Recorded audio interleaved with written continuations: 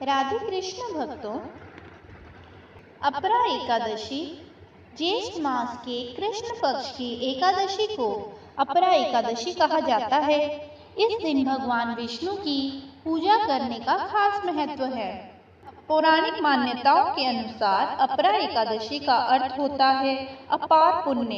इस दिन भगवान विष्णु की पूजा और व्रत करने से मनुष्य को अपार पुण्य मिलता है, इसलिए इसे अपरा एकादशी कहा जाता है।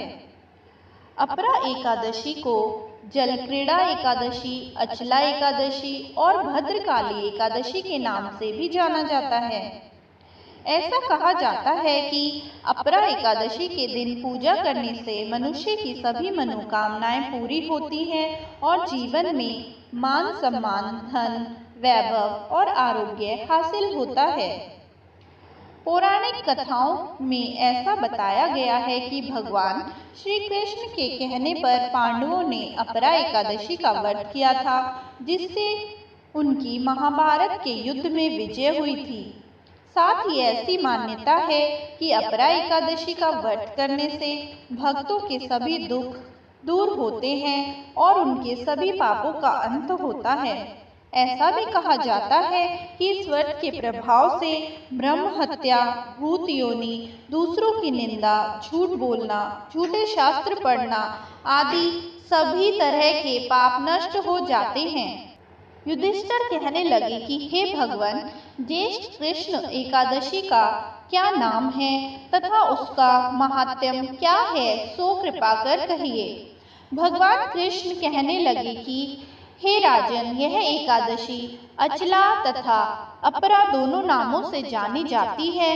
पुराणों के अनुसार ज्येष्ठ कृष्ण पक्ष की एकादशी को अपरा एकादशी कहते हैं, क्योंकि यह अपार धन देने वाली है। जो मनुष्य इस व्रत को करते हैं वे संसार में प्रसिद्ध हो जाते हैं।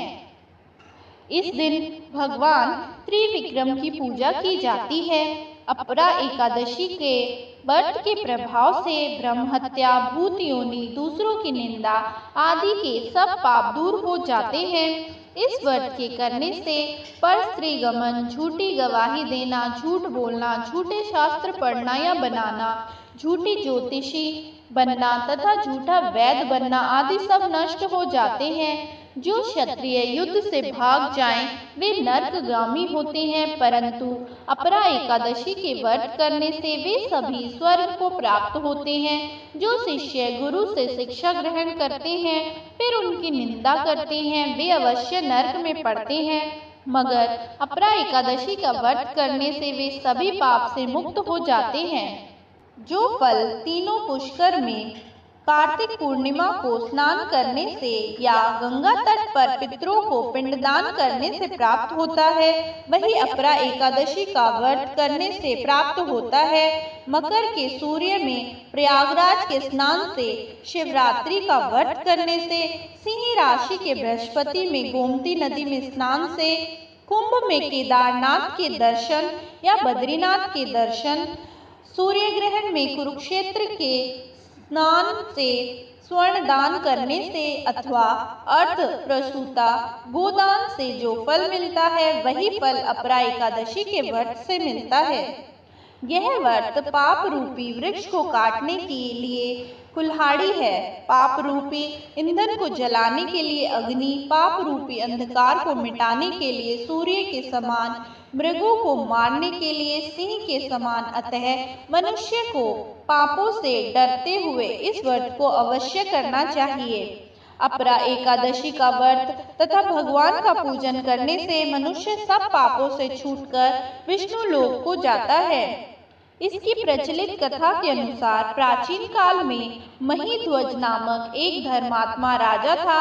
उसका छोटा भाई वज्रध्वज बड़ा ही क्रूर, अधर्मी तथा अन्यायी था। वह अपने बड़े भाई से द्वेष रखता था। उस पापी ने एक दिन रात्रि में अपने बड़े भाई की हत्या करके उसकी देह को एक जंगली पीपल के नीचे गाड़ दिया। इस अकाल मृत्यु से राजा प्रेतात्मा के रूप में उसी पीपल पर रहने लगा और अनेक उत्पात करने लगा। एक दिन अचानक धूर्म नामक ऋषि उधर से गुजरे। उन्होंने प्रेत को देखा और तपोबल से उसके अतीत को जान लिया। अपने तपोबल से प्रेत उत्पात का कारण समझा।